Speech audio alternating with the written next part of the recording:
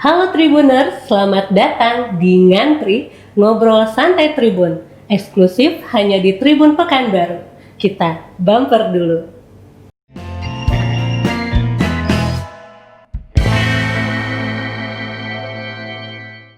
Ngantri bersama Ko Herman, seorang praktisi kopi yang berpengalaman.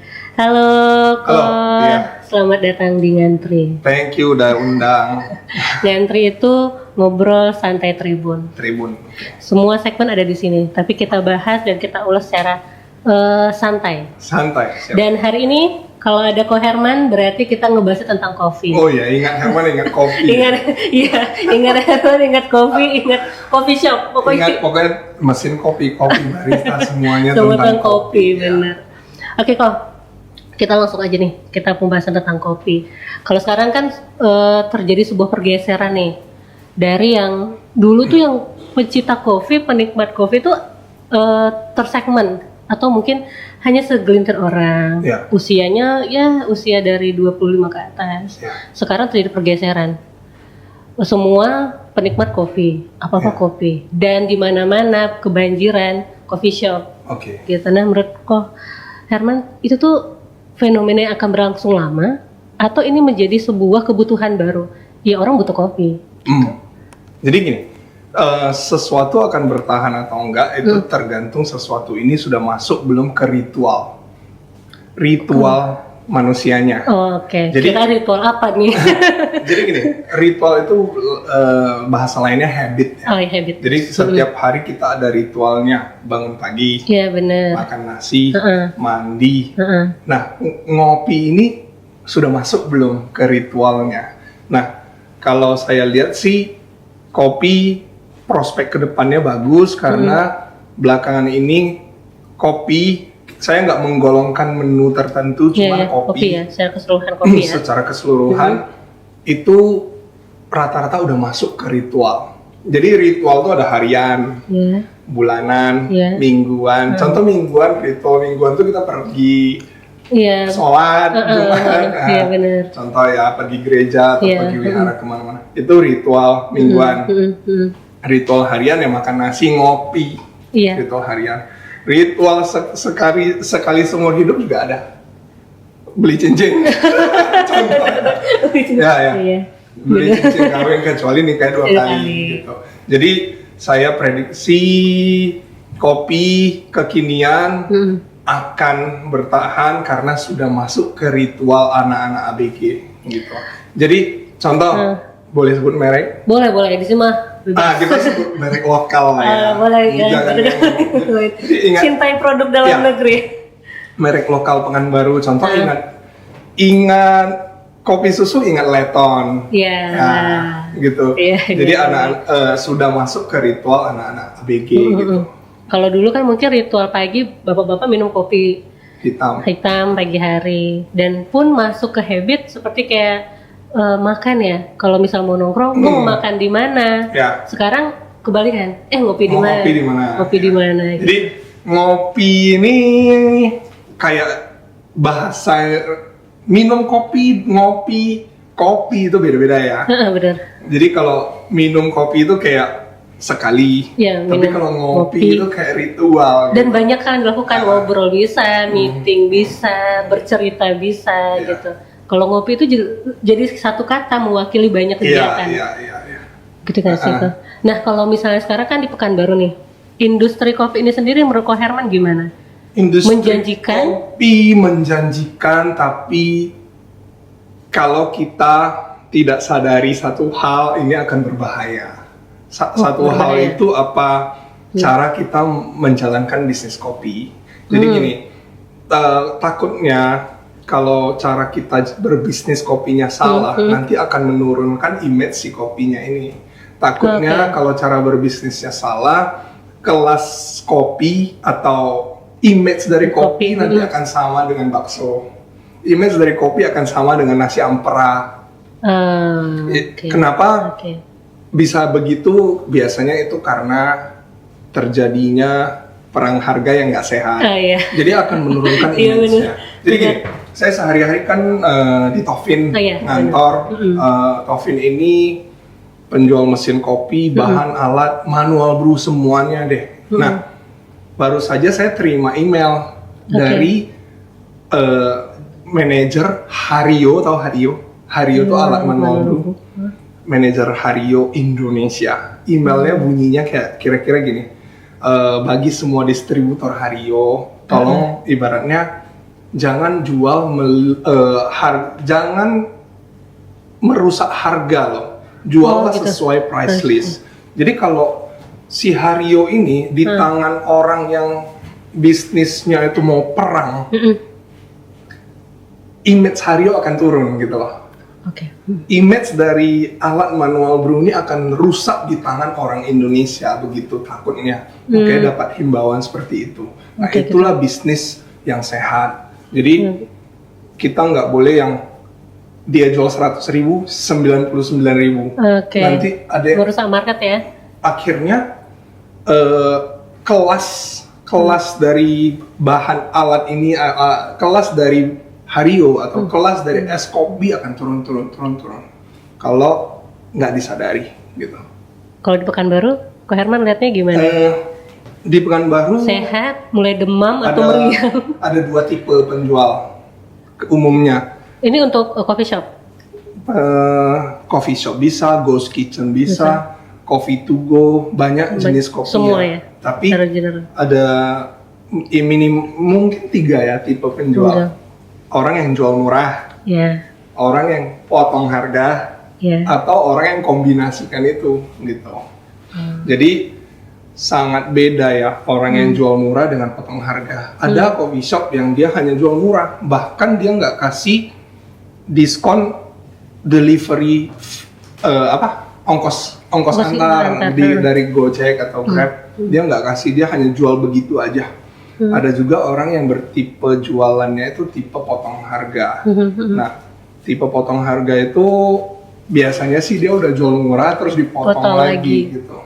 Jadi kalau semuanya pada potong harga, takutnya kelasnya akan turun gitu. Kalau kita ngebahas tentang bisnis kopi, berarti kan coffee shop. Apa sih kok modal utama nih kalau mau buat coffee shop itu apa? Karena kan sekarang nih karena trennya memang lagi kopi, itu tuh kayak dilihat sebagai bisnis yang cukup menjanjikan nih. Bisa jadi mereka bukanlah dari pecinta kopi atau mereka yang tahu tentang kopi, ya cuman hanya melihat ini tuh sebagai ini bisnis nih, harus ambil kesempatan ini gitu. Ini aku akan jawab agak apa ya? Jadi gini. Gimana tuh kok? Kalau mau bisnis kopi, kita jangan sebisa mungkin jangan menganggap ini hanya opportunity. Jadi contoh kalau sekarang corona, orang jual antiseptik, ada kesan derita lu rezeki gue gitu. Nah, kita jual kopi jangan punya mindset seperti itu. Mindset yang menganggap bisnis kopi sama seperti menganggap bisnis hand sanitizer. Tapi kan itu peluang kok. Makanya supaya bisnis kopinya bagus, syarat pertamanya kita harus belajar cupping. Nah, kalau belajar cupping bahasanya ketinggian, lebih simpelnya belajar cicip kopi. Jadi kalau kita sebagai orang yang awam di kopi, kita belajar cicip kopi, kita tahu tujuan aku mau apa. Contoh, kita jadi koki kan masa harus ada patokannya dong, harus ada tujuannya. Tujuan aku mau rasa pedasnya segini. Jadi dia harus cicip. Nah, ada juga beberapa yang oportunis tadi, bahkan dia tidak minum kopi. Iya kan ada sih. Gitu. Bahkan dia menganggap kopi ini kayak racun gitu. Tapi melihatnya itu sebagai peluang. Iya. Yang harus diambil, gue harus ambil ini peluang nih. Oke, memang peluang, tapi sebagai owner harus belajar cicip kopi dan bangunlah personal branding. Personal branding, jadi ketika kayak pertama pembukaan tadi ingat Herman, ingat segala tentang kopi. Iya benar. Nah, si ownernya ini harus bikin juga ingat Tia contoh. Kalau Tia mau bisnis kopi, ingat Tia, ingat segala tentang kopi. Tapi kalau personal branding di sini, personal branding owner atau coffee shopnya?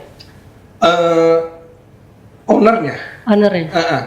Kan owner itu sekarang kebanyakan juga di depan anak-anak yang baru tamat kuliah. Iya benar. Anak-anak yang baru tamat kuliah yang belum punya jati diri. Iya benar. Nah, benar. Di Pekanbaru banyak banget dia nemuin owner dari coffee shop tuh ya anak muda. Ya. Nah, dia harus bentuk jati dirinya gitu.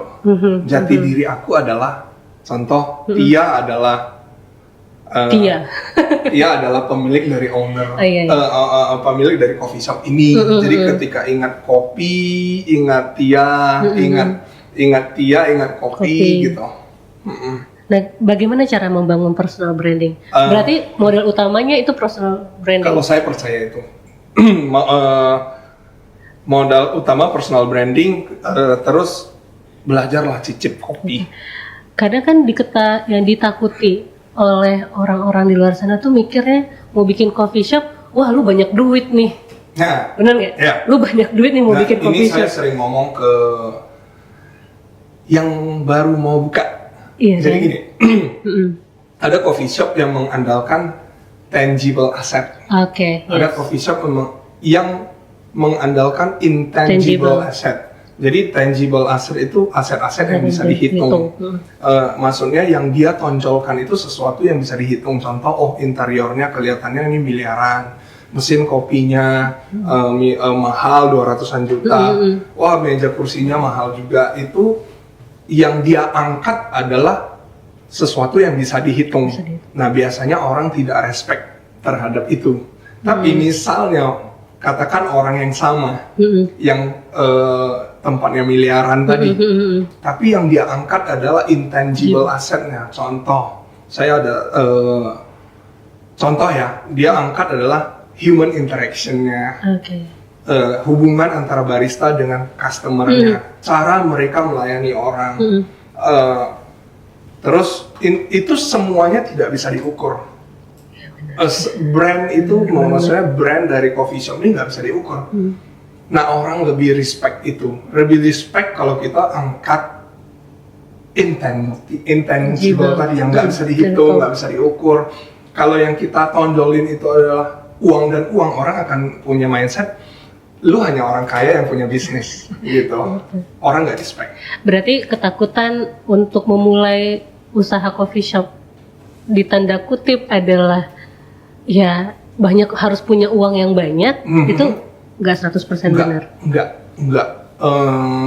Karena kan nggak harus dimulai dengan yang komplit banget gitu, nggak kan kok. Bahkan nggak harus punya mesin kopi. Iya kan kadang di pikiran tuh mesin kopi aja udah berapa, gitu. Belum lagi kursinya, belum lagi ini, belum lagi itu. Jadi gini, sekarang bisnis kopi itu kesalahan utamanya orang berusaha bikin average product for average people. Jadi maksudnya produk pada umumnya untuk orang-orang pada umumnya. Jadi sebenarnya nggak harus kita bikin produk rata-rata untuk orang rata-rata. Jadi gini, kita boleh mengincar. Gini, maksudnya begini, orang setiap hari kita bangun pagi, berangkat kerja, sadar nggak sadar kita akan lihat ribuan brand. Benar. Buka handphone aja udah berapa brand, WA, YouTube, itu brand. Nah, setiap hari kita dipenuhi sama brand sampai lelah. Nah, average people atau orang-orang pada umumnya tadi itu orang-orang yang pasti mengabaikan informasi. Jadi gini, dia karena terlalu banyak pilihan kopi, terlalu sedikit waktu, yang paling pasti dia lakukan adalah dia abaikan informasi. Dia nggak mau dengar cerita kita. Kita ngomong apa dia nggak mau dengar. Makanya kalau kita mau berbisnis kopi, menurut saya kita hindari jual ke orang seperti itu. Kita jual aja ke orang yang mau dengar cerita kita. Jadi kita menolak menjual ke average people, menolak membuat average produk, tapi kita buat produk untuk saya ngomongnya otaku, orang-orang yang punya bisnis hobi spesifik. Saya nggak bilang menu kopinya tertentu, tapi ini kopi keseluruhan ya, secara keseluruhan. Jadi kita jual aja kopi ini ke otakunya. Otaku ini orang yang menggilainya gitu loh. Contoh, oh kamu minum boba, oh sorry ini bukan untuk kamu. Kamu minum kopi, ini untuk kamu. Kopinya seperti apa? Oh kamu mau minum kopi, contoh ya. Kopi manis-manis pakai gula, pakai ini tuh. Kalau kita tidak jual itu, kita jangan jual ke mereka. Jadi gitu. Tidak memaksakan. Jangan maksain kehendak. Ya, karena kan berarti menarik sekali. Di otak dia juga dulunya berpikir bahwa coffee shop itu sungguh mahal. Mau buat melangkah masuk ke bisnis ini mahal. Orang-orang pun tersegmen. Ngelihat harga mesin kopi aja itu udah gila nih, mesin kopi segitu banget gitu. Seberapa penting mesin kopi mempengaruhi bisnis? Tergantung market.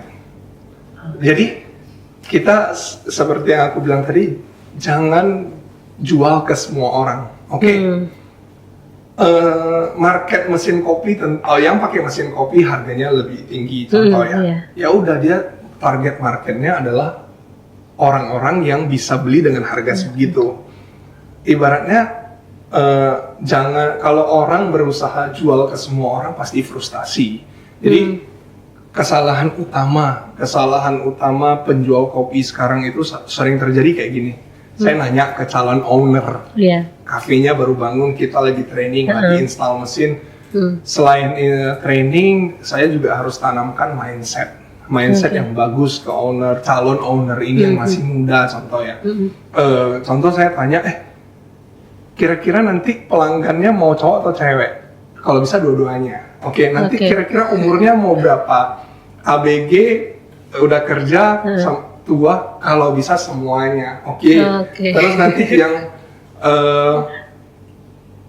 ekonominya mau orang yang menengah, ke atas atau ke bawah? Kalau bisa dua-duanya. Nah itu sebenarnya mindset yang sangat-sangat salah sekali.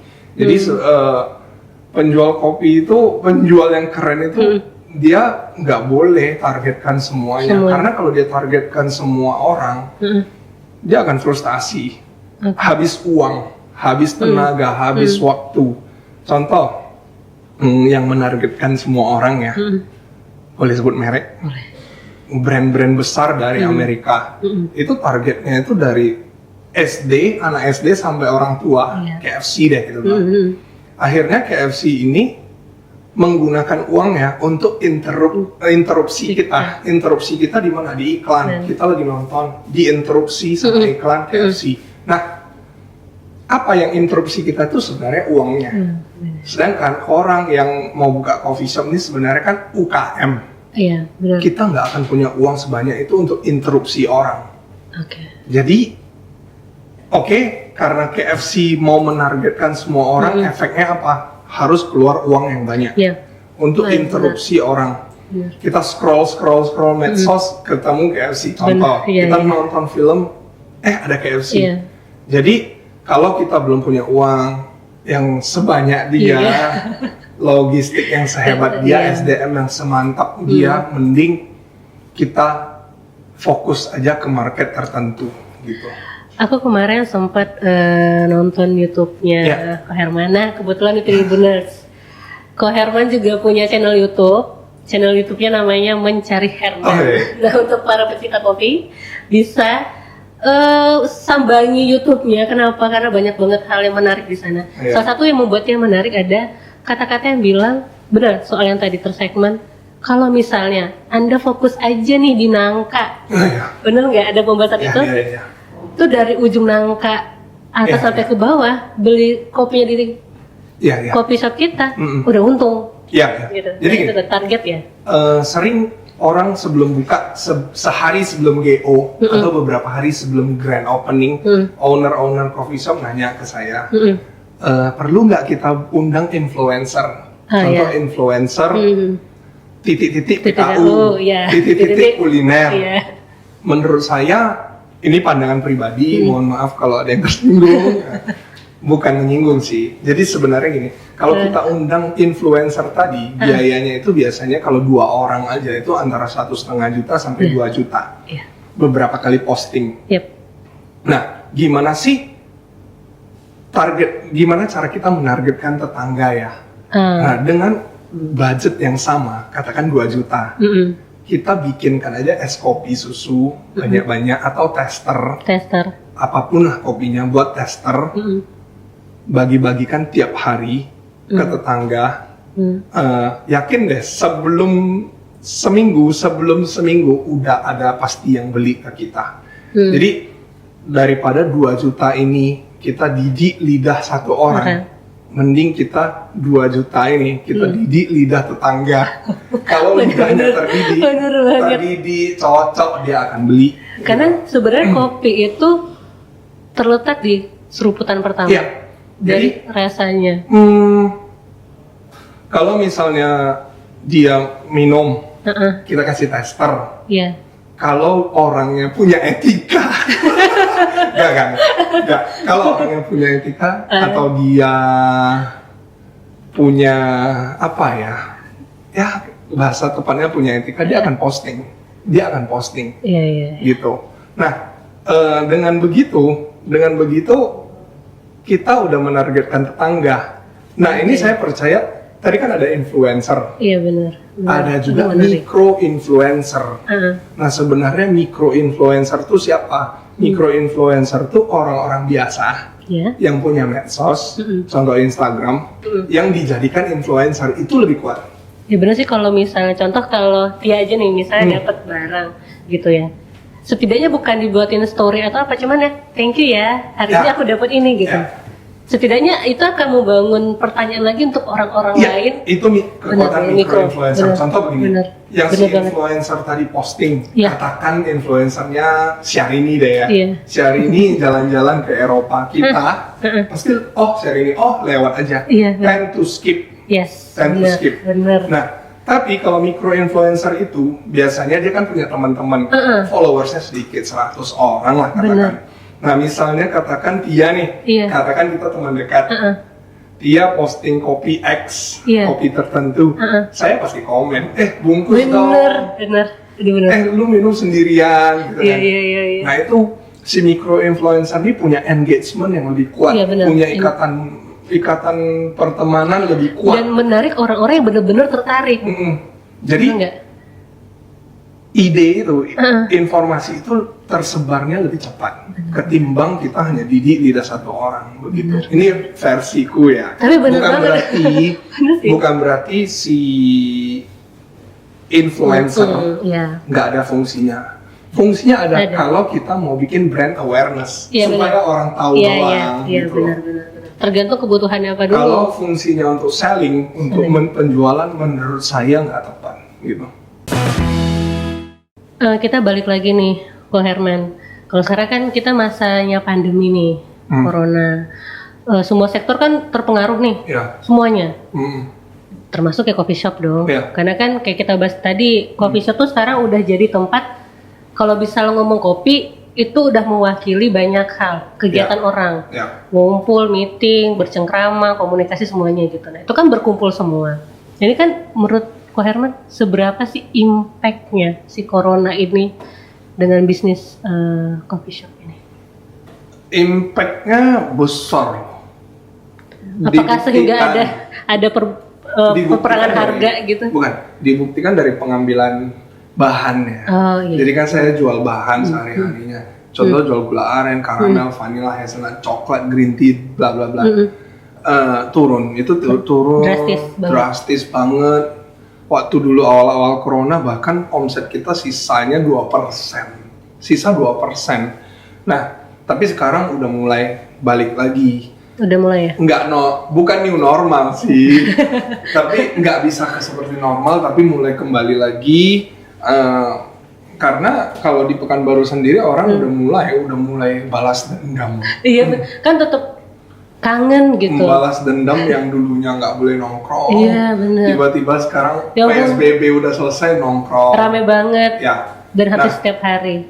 Nah kalau dulu waktu corona awal-awal waktu Maret itu saya selalu sarankan orang untuk kalau kopinya harus bisa datang ke customernya. Jadi kadang mereka mau buat GoFood, Grab kan lama, jadi harus ada armada delivery sendiri. Nah sekarang ada yang ada yang berkelanjutan loh, corona udah lewat, bisnisnya tetap jalan. Bener. Tetap ada armada delivery sendiri.